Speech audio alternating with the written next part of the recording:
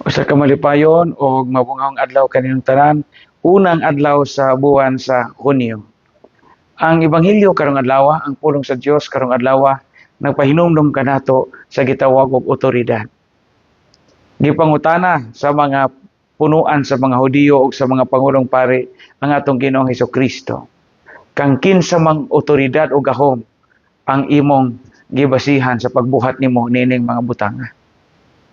They are questioning the authority of Jesus as a way to trap Him. Aron malitag ug malaang ang atong Ginoong Hesukristo.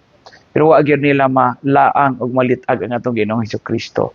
Nganuman nahibaw ang atong Ginoong Hesukristo that He was acting or He is doing all these things in the name of God, in the name of His Father in heaven.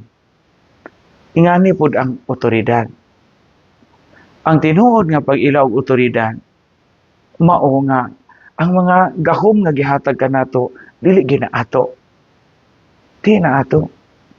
Ang gahom nga gihatag namo mga pari, pag-exercise among ministry sa pagkapari, pagka-pangulo o pagka leader diya sa simbahan, diya sa katilingban, gihatag kini sa Ginoo kanamo. Dili ni amo.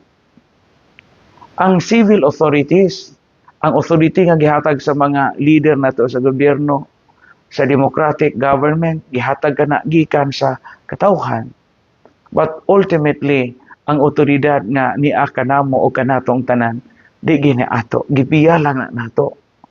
Mao nga dili maayo nga sa atong kinabuhi, makalimot kita disagikan og unsay dugukan sa atong gahom nga naangkon. Kay usahay ang tao makalimot baya.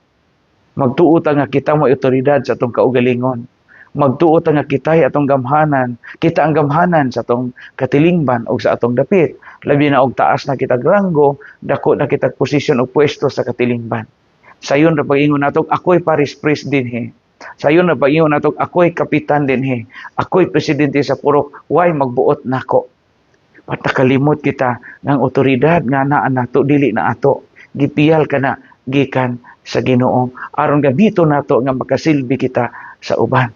So to be a person nga naay authority is a privilege. It is a privilege.